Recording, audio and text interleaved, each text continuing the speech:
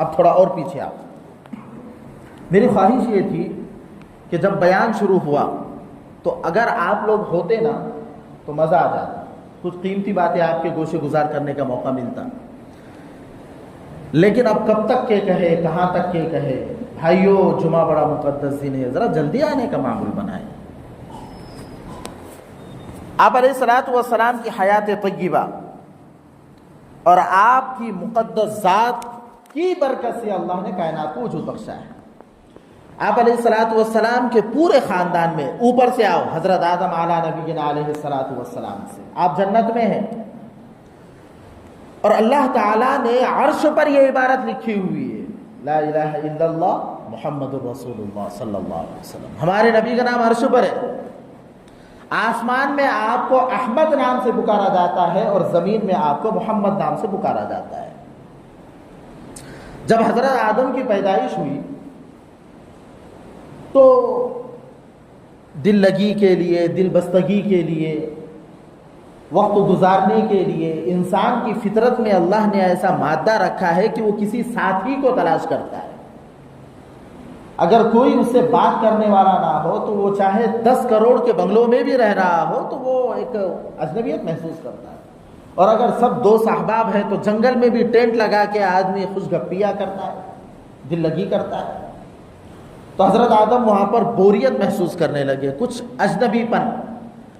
اللہ تعالیٰ نے آپ کی بائیں پسلی سے, حضرت آدم آرام فرما رہے تھے, بائیں پسلی سے ایک خاتون کو پیدا کیا جو ہم تمام کی دادی حضرت حوا رضی اللہ تعالی عنہا تھی.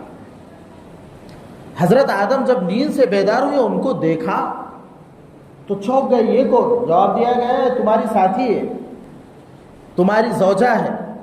حضرت آدم علیہ السلام ان کی طرف آگے بڑھے, جواب دیا گیا کہ پہلے نکاح ہوگا.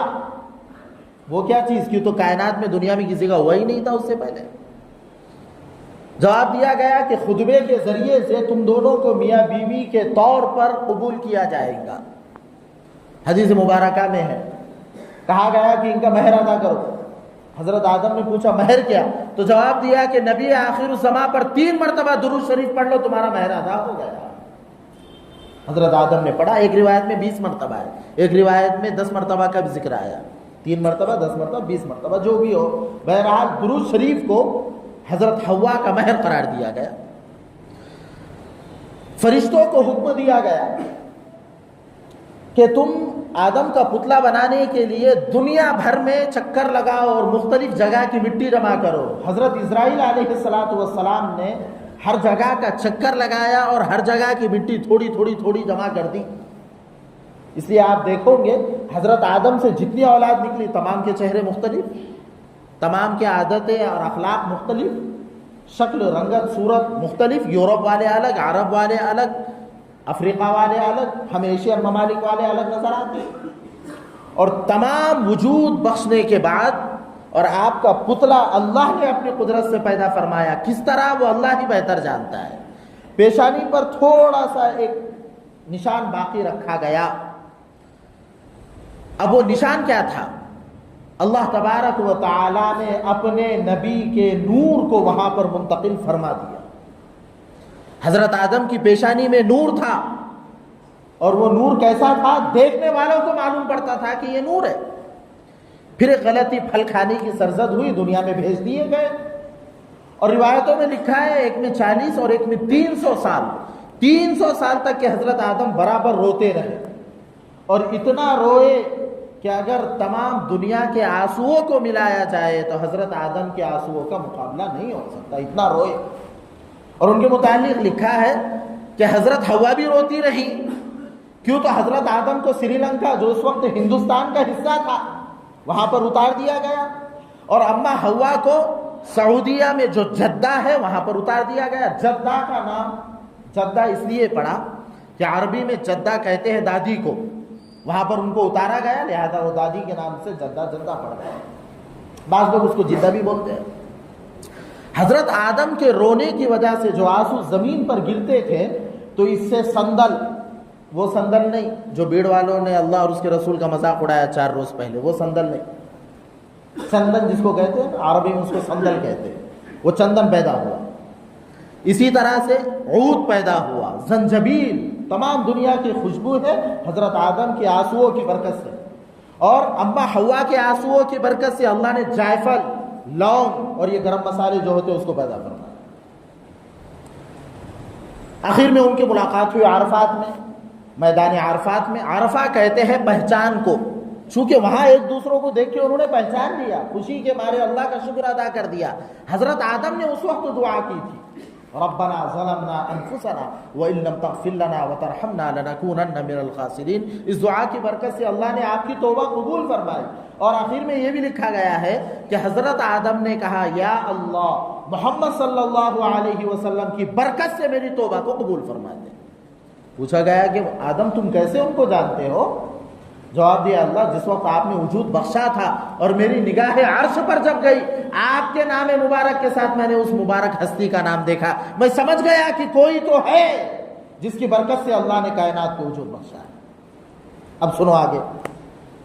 کہا ہاں وہ تمہاری نسل میں پیدا ہوگے. حضرت آدم سے جب اولاد کا سلسلہ چلا تو ہر سال 2 اولاد پیدا ہوتی تھی، لڑکا لڑکی لڑکا لڑکی کی، تو اب دنیا کو بڑھاوا دینا تھا. حضرت آدم کی پیشانی پر وہ نور تھا، وہ نور منتقل ہوا حضرت شیث کی طرف.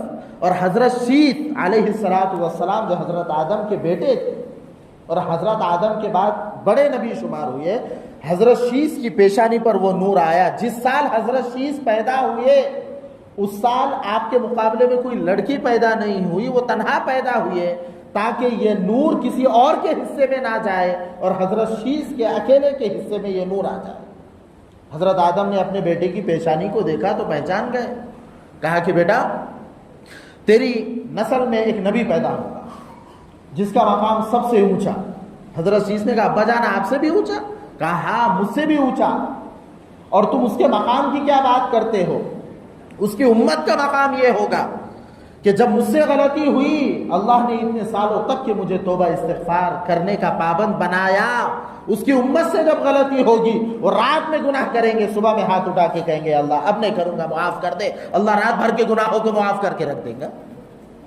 جہنم کی آگ کو دنیا کا کوئی پانی نہیں بجھا سکتا، لیکن ایمان والے کی آگ سے نکلا ہوا آنسو جہنم کے دہکتے ہوئے انگاروں کو بجھا کے رکھ دیتا ہے. حدیث پاک میں ہے اللہ کے ڈر کی وجہ سے اگر مکھی کے سر کے برابر بھی کسی کی آنکھ سے آنسو نکلے اللہ اس پر جہنم کو حرام فرما دیتا ہے. تو اللہ کے سامنے رونا یہ بہت بڑی بات ہے، بہت بڑی بات ہے، بہت بڑی بات ہے. ایک حدیث میں ہے کہ لوگ اللہ تعالیٰ کے سامنے جو روتے ہیں اگر یہ رونا بند کر دے اور تمام دنیا نیک بن جائے، کوئی اللہ کی نافرمانی نہ کرے تو اللہ تمام کو ختم کرے گا اور ایسی مخلوق کو پیدا فرمائے گا جو گناہ بھی کریں گے اور توبہ استغفار بھی کریں گے اپنے اللہ کے سامنے. تو اللہ کے سامنے توبہ کی بڑی قدر ہے. حضرت موسیٰ علیہ نبینا علیہ الصلوۃ والسلام نے اللہ سے پوچھا یا اللہ اگر کوئی گنہگار بندہ آپ کے سامنے پکارے تو آپ کتنی مرتبہ جواب دیتے ہیں؟ جواب دیا موسیٰ جب کوئی گنہگار مجھے یاد کرتا ہے تو میں 3 مرتبہ لبیک لبیک لبیک، یعنی میرے بندے میں حاضر ہوں، مانگ کیا مانگتا ہے. اور کوئی نیک کہا نیک جب بندہ مجھے پکارتا ہے تو میں 1 ہی مرتبہ لبیک کہتا ہوں. پوچھا اللہ ایسا فرق کیوں کہ نیک آدمی کی دعا پر آپ کہتے ہیں 1 مرتبہ اور گنہگار کے پکارنے پر 3 مرتبہ؟ جواب دیا کہ موسیٰ ممکن ہے نیک آدمی کو یہ گمان ہو کہ کچھ میری عبادتیں ہیں، کچھ میری نمازیں ہیں، کچھ اللہ کی فرما برداریاں ہیں تو اس سے میرا بیڑا پار ہو جائے گا، لیکن میرے گنہگار بندے کو میری رحمت کے علاوہ کسی اور چیز کی امید نہیں ہے، تو اس لیے اس کے جواب میں 3 مرتبہ لبیک کہتا ہوں. اب حضرت آدم نے جو حضور کے نام سے دعا مانگی تھی یہ سلسلہ آگے چل پڑا. آپ کا مقام سب سے اونچا، آپ کا مرتبہ سب سے اونچا، آپ کا حسب، آپ کا نسب، آپ کا خاندان اللہ نے سب سے مقدس اور معزز اور اونچا بنایا ہوا. شروع میں نے عرض کیا تھا بعد از خدا بزرگ تو قصہ مختصر، سب سے عالی مقام اور قابل عزت قابل عبادت اگر کسی کی ذات ہے وہ ہے اللہ کی. ایاک نعبد و ایاک نستعین، اللہ ہم تیری ہی عبادت کرتے ہیں اور تجھی سے مدد طلب کرتے ہیں۔ اللہ کے بعد اگر کائنات میں تمام انسانوں میں، تمام جناتوں میں، تمام فرشتوں سے بڑھ کر اگر کسی کا مقام ہے، وہ ہم تمام کے آقا و مولا حضرت محمد الرسول اللہ صلی اللہ علیہ وسلم کا مقام ہے۔ آپ کو پیدا تو بعد میں کیا گیا، روایت کے مطابق 9 ربیع الاول، وفات 12 ربیع الاول فکس ہے، لیکن 9 ربیع الاول یہ آپ کی تاریخ پیدائش ہے۔ ایک آدھ روایت 12 ربیع الاول کی بھی ہے، لیکن 9 کی روایت زیادہ مضبوط ہے کہ اس تاریخ کو آپ پیدا ہوئے۔ اور اگر آپ انگریزی تاریخ کے اعتبار سے دیکھیں تو 22 اپریل 571 سن عیسوی، یعنی حضرت عیسیٰ کے گزرنے کے بعد 571 سال گزرے جب آپ دنیا میں تشریف لے آئے۔ یہ تو آپ کا وجود جو اللہ نے ایک سلسلے کے ذریعے سے دنیا میں پیدا فرمایا، لیکن آپ کا نور کیا تھا وہ سنو۔ آپ علیہ الصلوۃ والسلام نے ارشاد فرمایا کہ حضرت آدم کی پیدائش سے 2000 سال پہلے اللہ نے میرے نور کو وجود بخشا، اور وہ نور اللہ کی تسبیح بیان کرتا تھا، اسے سن کر فرشتے بھی اللہ کی تسبیح اور تعریف بیان کرتے تھے۔ اور ایک روایت بڑی زبردست ہے، مزیدار، ذرا سنو۔ مجھے یقین ہے کہ جس بندے کے دل میں ذرہ برابر بھی حضور کی محبت اگر ہوگی، یقیناً اس کے ایمان میں اضافہ ہوگا۔ وہ حدیث کیا ہے؟ ایک مرتبہ آپ نے حضرت جبریل سے پوچھا، جبریل ذرا یہ بتاؤ کہ تمہاری عمر کیا ہے، تمہاری عمر کیا ہے، ذرا بتاؤ۔ حضرت جبریل نے عرض کیا کہ حضرت مجھے تو معلوم نہیں کہ میری عمر کیا ہے، لیکن ہاں ایک ستارہ ہے، غور سے سننا، ایک ستارہ ہے جو چوتھے پردے کے اندر ہے، چوتھے حجاب میں ہے۔ وہ ستارہ 70,000 سال میں صرف ایک مرتبہ نکلتا ہے۔ وہ ستارہ 70,000 سال میں صرف ایک مرتبہ نکلتا ہے۔ اس ستارے کو میں نے 72,000 مرتبہ دیکھا ہے۔ یہ حضرت جبرائیل نے عرض کیا، آپ نے کہا جبرائیل جس ستارے کو تم نے 72,000 مرتبہ دیکھا ہے وہ نور میں ہی ہوں، وہ نور میں ہی ہوں۔ کائنات کے وجود سے پہلے اللہ نے اپنے نبی کے نور کو وجود بخشا تھا۔ محمد نہ ہوتے تو کچھ بھی نہ ہوتا، یہ زمین نہ ہوتی، یہ آسمان نہ ہوتا، یہ فلک نہ ہوتا، کچھ بھی نہیں ہوتا۔ آپ عرش، کرسی، فرشتے، یہ تو بہت آگے کی بات ہے۔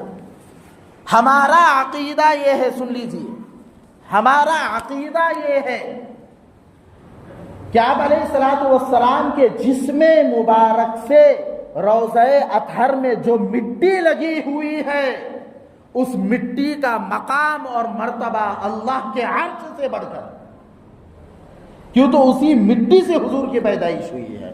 اگر کیوں تو ایک ضابطہ ہے، طریقہ ہے، جس نبی کا جہاں انتقال ہوتا ہے اس کو وہیں دفن کیا جاتا ہے، اور اللہ کسی بھی انسان کو وہی موت دیتے ہیں جہاں کی مٹی سے اس کی پیدائش ہوئی ہے۔ حضور علیہ الصلوۃ والسلام کی مبارک پیدائش مدینۃ المنورہ میں جو گنبد خضرا کے نیچے مٹی ہے اس سے ہوئی۔ اللہ نے اپنے نبی کو وہیں پر آرام کے ساتھ سلا دیا۔ آپ وہاں پر آرام فرما رہے ہیں، اس لیے ہم اس کو قبر بھی نہیں بولتے، روضہ اطہر بولتے، مبارک جنت، پاکیزہ جنت۔ تو ہمارا عقیدہ یہ ہے بھائیو، ہم مسلمان صرف اگر آئی ڈی کارڈ پر مسلمان ذات کے خانے میں لکھا جائے یہ کافی نہیں ہے۔ ہمارے اعمال، ہمارے اطوار، ہمارے کردار بھی ویسے ہونے چاہیے کہ دیکھنے والے کم سے کم کہیں کہ مسلمان ہیں۔ اب آپ انصاف کے ساتھ بتائیے، ڈی جے پر ٹھمکے لگانا اور مجرا کرنا کہاں کون اجازت دیتا ہے؟ کون سی شریعت نے اجازت دی؟ خود مولانا احمد رضا خان صاحب رحمت اللہ علیہ نے فتاوی رضویہ میں لکھا ہے کہ آپ علیہ السلام کی یوم وفات پر یا آپ کے یوم ولادت پر یا سندن اور عرس کے نام پر گانے بجانے کرنا یہ حرام ہے۔ مسجدوں کے سامنے صرف اذان کے وقت بند کرتے تھے، نماز کے وقت چالو کر رہے۔ بھائیو کم سے کم ہم سوچیں تو صحیح کہ ہم کیا کر رہے ہیں، کیا کر رہے ہیں ہم لوگ۔ موسیقی، گانے یہ نفاق پیدا کرتے ہیں دل کے اندر۔ اگر مسلمان بن کر زندگی گزارنا ہے اور مسلمان بن کر موت کے لیے تیار رہنا ہے، اس کے لیے گانے بجانے چھوڑنے پڑیں گے، ورنہ نہ جانے کس گڑھے میں مر کر ہماری موت آ جائے کہ ہم نے اللہ کے گھر کو پامال کر دیا۔ ہم نے اللہ کے گھر کی بے حرمتی کی۔